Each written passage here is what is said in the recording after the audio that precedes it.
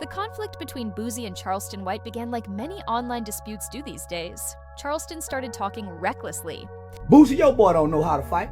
Neither do that T.I. little yellow long hair. Charleston has a familiar pattern. He picks someone to target, speaks wildly about them online, and then sits back while social media reacts. I ain't really got no opinion on him because, my opinion can send me to prison. Over time, he's gone after rappers, activists, athletes, just about anyone. But when he mentioned Boosie, things took a different turn. Boosie isn't someone who laughs it off when his family is insulted or threatened. At first, Charleston kept things light, criticizing the way Boosie carries himself and suggesting he's past his prime. These were jabs meant to provoke a reaction, exactly the type of content that keeps Charleston in the spotlight. Stirring controversy is his go-to strategy. Generate buzz, attract views, and remain relevant. Nobody talk to him. Why do Boosie get all the love? As if he the killer. Mm-hmm. And Boosie ain't no mother killer. You can slap Boosie and that bitch can do nothing. Mm-hmm. You can slap Lil Boosie, that don't do nothing. Lil Marlo was the killer. Lil Boosie ain't had a fight with nobody. That you punch him in the nose, that bleed to death because he a diabetic. You can't give him no black eye. He'll die. He'll diabetic. But it didn't end there. Charleston realized that if he truly wanted to provoke Boosie, talking about him alone wouldn't be enough. So he crossed the line and started attacking Boosie's son, Tootie, raw. Boosie, your boy don't know how to fight. Neither do that T.I. little yellow long hair freak. That little don't know how to fight either. Get them y'all babies is rapper babies. The jail, they gonna be for something. It's gonna be for something. I don't play no police game, man. Just know as you move around, man, life is real, bruh. This shit ain't no motherfucking joke. This shit ain't no motherfucking game. Just don't play with me and don't play with mine. Leave my motherfucking children out your motherfucking face, boy. Your son saw one dude said he said he's the one who got your son arrested. How do you feel about stuff like that? Who got my son arrested? Then he said Charleston White went on the record. I don't know, man. I don't fuck with Charleston White.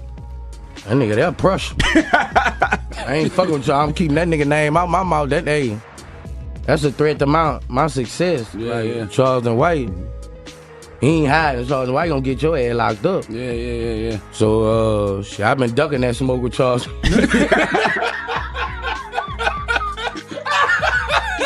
That's the only smoke I ever heard Boosie say he ducking.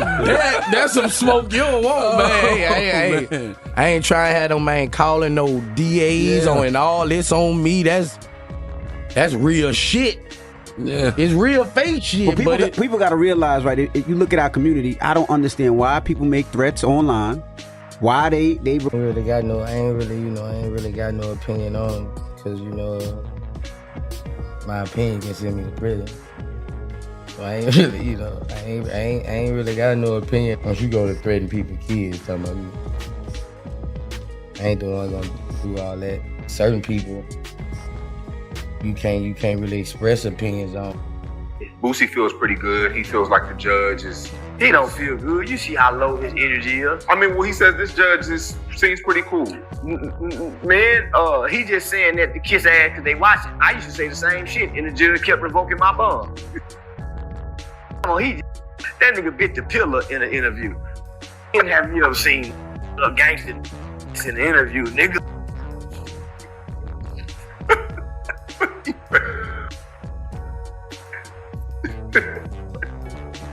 That nigga under pressure and stress.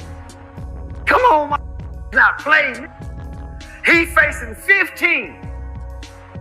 Homie, don't you know he got a turd in his ass? Because those 5 murders is part of relevant conduct that goes into the PSI. Even though he beat it, they still bring it up as an arrest. Boosie record don't put him on a cakewalk, y'all. He going where he got to really be in danger and in fear, no matter who he is. That's when everything changed. Viewers could immediately sense it. He went too far. Criticizing Boosie is one thing. Going after his child and even boasting about wanting him incarcerated, that's a serious boundary crossed. And with serious disrespect comes consequences. For a time, Boosie stayed quiet. He avoided jumping into a public shouting match. Boosie didn't give Charleston the immediate reaction he was likely hoping for. He stayed quiet at first. But as Charleston kept pushing, continuing to bring up Tootie Raw, Boosie eventually responded, making his position unmistakably clear. Looking straight into the camera, he issued a warning that left no room for confusion. "Don't involve my family. Don't bring my children into your games. Don't use my bloodline for your entertainment." Boosie didn't raise his voice or make dramatic threats, but the seriousness in his tone made it obvious. He was done tolerating it. The internet quickly took notice. Clips of Boosie's response spread fast. Supporters praised him, calling it the right move for any parent.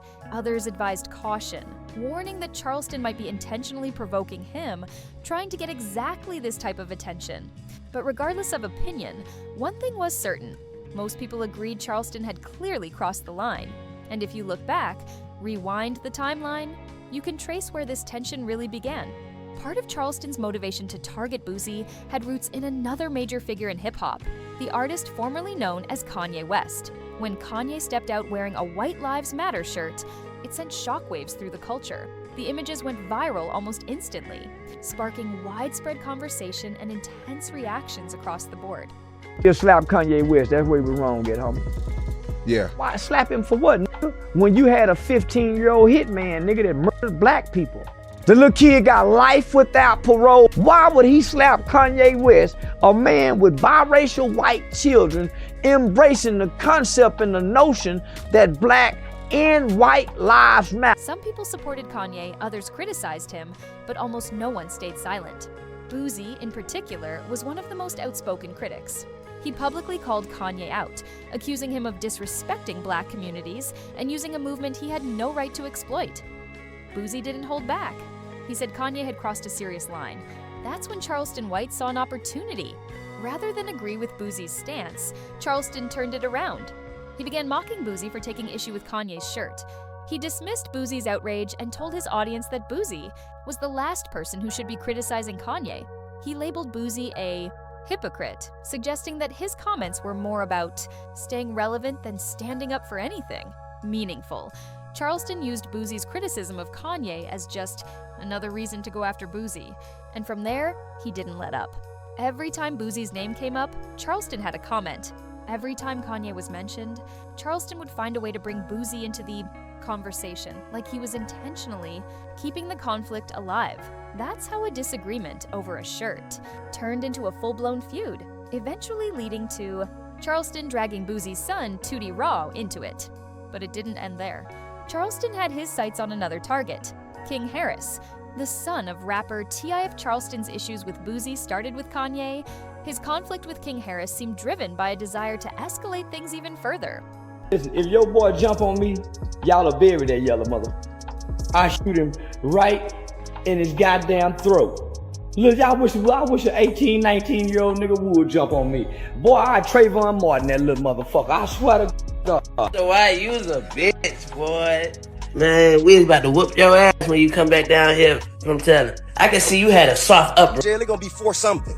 It's gonna be for something. I don't play no police game. Charleston went online mocking King, calling him spoiled and soft. He criticized him for trying to act tough when, according to Charleston, everyone knew he was raised in wealth. He ridiculed his appearance, his hairstyle, and his personality. Then he took it a step further, claiming King was on a path to prison and that he wasn't built for the street life he was portraying. King Harris didn't stay quiet. He responded on Instagram Live with a strong comeback. He insulted Charleston, told him to keep his name out of his mouth, and even warned that if they ever crossed paths in real life, there would be consequences. King made it clear this wasn't just internet talk. That's when T.I. decided it was time to step in, just like Boosie. T.I. wasn't about to stay silent while a grown man disrespected his child. T.I. made his stance clear. Charleston White had gone too far. He affirmed that he would always stand by King, protect his son at all costs, and that Charleston needed to stop mentioning his name altogether. At that point, the situation had escalated fully. Charleston White was targeting Boosie and his son, while also going after T.I. and King Harris, still using Boosie's criticism of Kanye West as fuel. Two respected rap veterans, Boosie and T.I., found themselves caught in a public battle because Charleston chose to involve their families in his online antics. Meanwhile, both of their sons, Tootie and King, chose to defend themselves, speaking out and refusing to let Charleston's remarks slide without a response. Online, the drama exploded. Clips of Charleston's comments kept going viral. Every statement from Boosie or T.I. was widely shared. King Harris's Instagram Live became a hot topic, with viewers debating whether he was prepared to follow through on what he said. It was the kind of conflict that seemed impossible to ignore. But beneath the constant headlines and viral moments, there was a more serious issue at play. This wasn't just about Charleston being provocative. It was about family. It was about fathers standing up for their children. It was about a rule that exists in hip-hop, in the streets, and in everyday life. You don't go after a man's kids. You can criticize someone's music, question their decisions, or even attack their reputation. But once you bring their children into it, you've crossed a boundary that shouldn't be crossed. That's why Boosie's warning resonated. It wasn't just another viral moment. It wasn't just conflict for clicks. It was a clear message. A father setting a limit. Don't come for my family. Don't mention my son. Don't use my bloodline for your entertainment. That's the core of Boosie's message, and it's the same reason T.I. responded so strongly. He wasn't just standing up for King's name, he was reinforcing his role as a father. He wanted to make it clear that no matter how big the music industry becomes or how chaotic things get online, family remains the priority. As expected, Charleston White continued to laugh it off. That's his usual approach. He claims he's untouchable, that rappers can't do anything to him because he'll involve law enforcement. He insists he can say whatever he wants without facing consequences. And maybe for the moment that's true. Maybe Charleston can continue pushing boundaries online without immediate fallout. But when you see how seriously Boosie and T.I. are taking this, it's clear the situation hasn't been resolved. Because when someone disrespects your family, everything shifts. It's no longer about attention or internet reactions. It becomes about respect and personal values. And for men like Boosie and T.I., respect and integrity carry real weight. So what began with Boosie criticizing Kanye's shirt spiraled into Charleston mocking Boosie, targeting his son, bringing King Harris into it, and then facing off with T.I., it's become a complicated mix of insults, warnings, and family loyalty, and the internet is watching it all play out in real time. The questions now are, will Charleston continue pushing? Will Boosie or T.I. escalate the situation? Could King Harris encounter Charleston and act on his words? No one can say for sure. But what's clear is that this story isn't finished, not even close. That's the thing about conflicts like this. They might begin with something small, but once families are involved, once fathers start stepping in and drawing boundaries, it evolves into something much more serious. And this time, Charleston White may have finally crossed a line that can't be ignored. So, what do you think? Was Boosie justified in giving that warning? Is Charleston just chasing views? Or did he truly step over a line that shouldn't be crossed? And how should King Harris's reaction be seen? Was he defending himself or just fueling the fire? Let us know in the comments. And don't forget to like, subscribe, and turn on notifications so you're the first to know how this unfolds, because the way things are going, there's definitely more to come.